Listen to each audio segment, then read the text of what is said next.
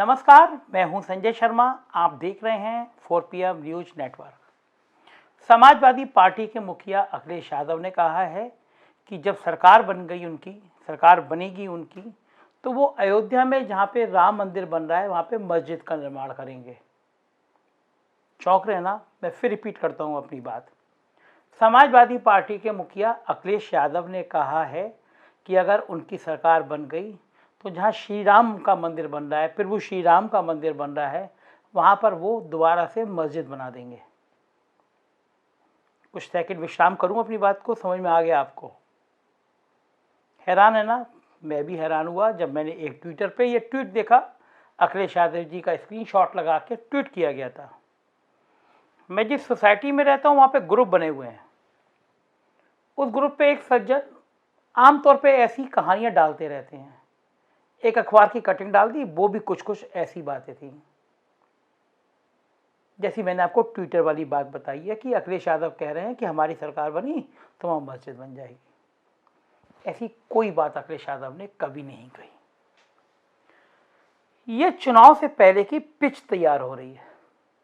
अब जो मैंने आपको पहली लाइन बोली है ना, हो सकता है ये मेरी लाइन काटी जाए, सिर्फ उतनी लाइन काट के वायरल की जाए। आगे पीछे का कोई जिक्र नहीं होगा उस लाइन में। सिर्फ जिक्र होगा कि समाजवादी पार्टी के मुखिया अखिलेश यादव ने कहा है कि जब उनकी सरकार आएगी तो जहां मंदिर बन रहा है वहां पे वो मस्जिद कराएंगे। तो मेरी बात आगे से काट दी जाएगी, मेरी बात पीछे से काट दी जाएगी और एक लाइन आपको सुना दी जाएगी। देखो, लखनऊ के एक बड़े पत्रकार ने कहा है, ये बिल्कुल सुन लो, और फिर मेरी यही लाइन आपको चलाती हुई दिखाई जाएगी। ऐसी व्हाट्सएप की यूनिवर्सिटियां उत्तर प्रदेश में तैयार हो गई हैं। ये वो देश है जहाँ पे गणेश जी एक ही दिन में दूध पिया कर लेते हैं। सारे देश में दूध पी लेते हैं। समझ गए ना? कुछ लोग मास्टर होते हैं ऐसी यूनिवर्सिटी के। पिछले 1 महीने से कोशिशें चल रही हैं कि अखिलेश यादव को किसी तरह से हिंदू मुसलमान की पिच पर ले आओ, और जैसे ही उस पिच पर अगर अखिलेश यादव गलती से आ गए तो आप समझ सकते हैं क्या हाल होगा उनका। इस बार अखिलेश यादव अभी तक तो थोड़ा संभल के बैटिंग कर रहे हैं। जिस समय उत्तर प्रदेश में आतंकवादी पकड़े गए थे, समझ गए ना, वो आतंकवादी जिसके लिए वो बड़ी बड़ी मूछे वाले मेरे दोस्त ADG साहब हैं, उन्होंने कहा था, मैं प्रेस कॉन्फ्रेंस देख रहा था लाइव, उन्होंने कहा कि Osama bin Laden, al Zawahiri. मैं मुँह करके उठ के बैठ गया। मैं कहा बाप रे बाप, इन ग्रुप का आतंकवादी लखनऊ में। बोले उस ऑर्गेनाइजेशन का जिसमें Osama bin Laden, al Zawahiri. तो मुझे यकीन हुआ कि अब ADG साहब एक मिसाइल दिखाएंगे, एक रॉकेट लॉन्चर दिखाएंगे कि इनके पास से ये बरामदगी हुई है ना। जाहिर है कि अगर ओसामा बिन लादेन और अल जवाहिरी गैंग का कोई होगा आतंकवादी तो इतनी बड़ा होगा। लेकिन निकला एक छोटा सा हॉकिंस का कुकर। उसमें भी मैंने देखा 3 लोग यूं करके कुकर लेके पकड़े चले जा रहे हैं। मैंने कहा कुछ तो शर्म कर लो। अगर आतंकवादियों के पास ऐसे बम भी पकड़ा गया तो ऐसे खुलेआम टिफिन दिखाते हुए फोटोग्राफी करके थोड़ी ना ले जाती हो। और एक पिस्टल मिली। ऐसी पिस्टल तो हम थाने में थानेदारों के पास कई बार दर्जनों देख चुके हैं। कभी कभी बदमाशों पे लगानी होती है। कानपुर का एक वीडियो वायरल भी हुआ। लेकिन इसका मतलब ये बिल्कुल भी नहीं है कि मैं आतंकवादियों की पैरवी कर रहा हूँ। अगर वो आतंकवादी हैं तो तत्काल फास्ट ट्रैक कोर्ट बनना चाहिए। मुख्यमंत्री जी को कहना चाहिए 1 महीने में ट्रायल पूरा होगा और अगले 1 महीने बाद उनको फांसी की सज़ा मुकर्रर हो जाएगी। आतंकवादियों को यही हाल हो जाना चाहिए। लेकिन बात मैं पिछली बात आऊँ उससे पहले एक किस्सा और बता देता हूँ आपको। सरकार थी मायावती की। मैं खुद उस प्रेस कॉन्फ्रेंस में मौजूद था। बड़े सुंदर से लड़के बुलाए गए थे, कपड़े पहने हुए थे। AK-47 दिखाई गई थी कि ये मायावती को मारने आए थे। 5 लाइनें यूँ करके लिखी थी कागज़ पे, 5KD मतलब मुख्यमंत्री का घर। और बताया गया आतंकवादी कश्मीर के हैं, मायावती को मारने आए थे।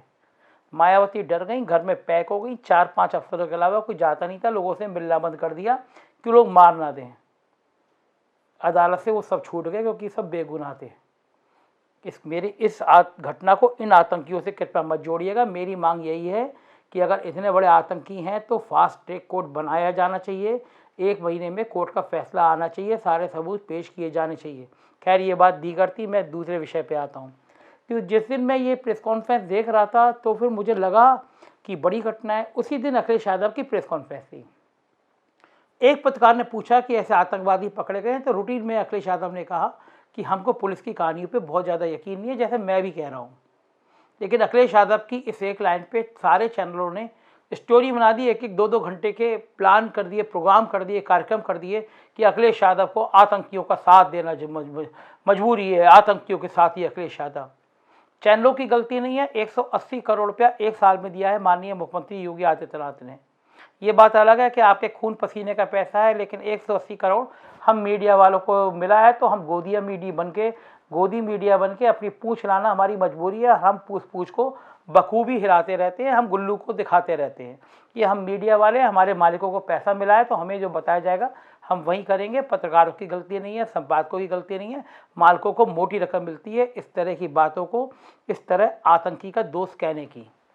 मैं फिर उसी बात पे आ रहा हूँ। ट्विटर पर मैंने देखा कि अखिलेश यादव कह रहे हैं और मैं चौंका, लेकिन पता चला कि इस तरह के अखिलेश यादव के नाम के फर्जी मैसेज लगातार वायरल किए जा रहे हैं, लगातार चीज़ें लिखी जा रही हैं, लगातार अलग अलग व्हाट्सएप ग्रुप में भेजा जा रहा है, जिससे हिंदू मुसलमान की पिच तैयार हो।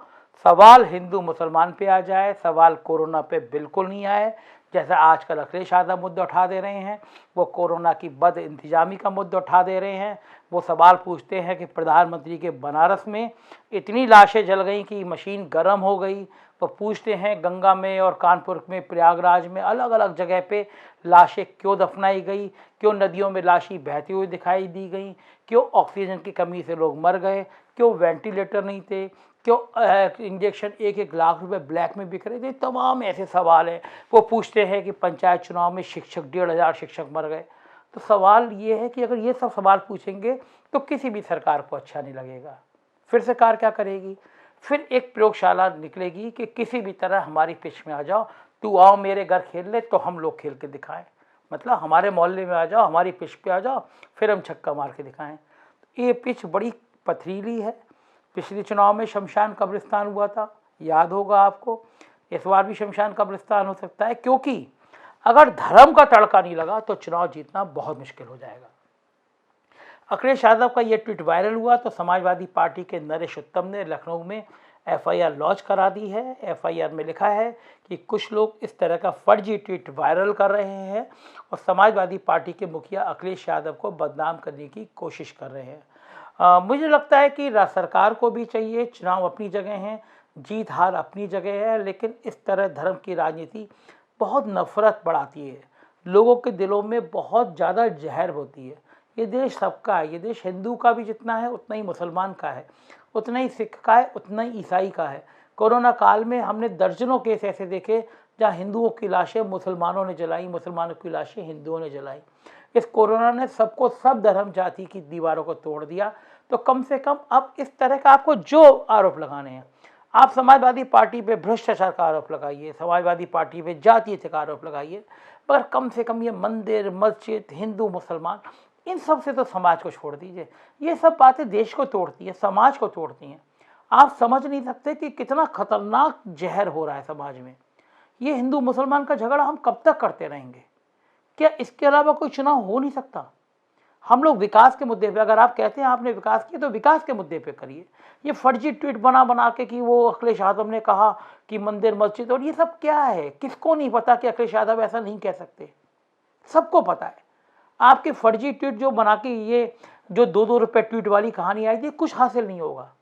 सबको पता है क्या करेंगे। आप 180 करोड़ रुपये मीडिया को देके कब तक मुंह खुलाएंगे? एक मेरी बात पे यकीन मानिए, एक गांव में पता है। ये करके आप अपनी छवि और खराब करेंगे। ऐसे लोगों को चिन्हित करिए जो इस तरह नफरत वाले ट्वीट फैला रहे हैं। ऐसे लोगों को ढूंढिए, ऐसे लोगों को कठोरतम दंड दिलाइए। समाज में भाईचारा रहना बहुत जरूरी है। इस मुल्क की आत्मा भाईचारा है, इस मुल्क का खून भाईचारा है, इस मुल्क में धड़कने वाले दिल की आवाज़ भाईचारा है। हिंदू, मुसलमान, सिख, ईसाई आपस में मिलेंगे तो हमारा देश एक बनेगा। नफरत हमें तोड़ देगी और बहुत तोड़ देगी। देखते रहिए 4 PM, क्योंकि आपको यही मिलेगी सच की आवाज़। हम नहीं डरेंगे, नहीं दबेंगे, आपको हर वो सच बताएंगे जो जानना है आपकी ज़रूरी, क्योंकि 4 PM है आपकी आवाज़। सपोर्ट करते रहिए, सब्सक्राइब करिए, दोस्तों से कहिए, ज़रूर देखें 4 PM को। Thank you.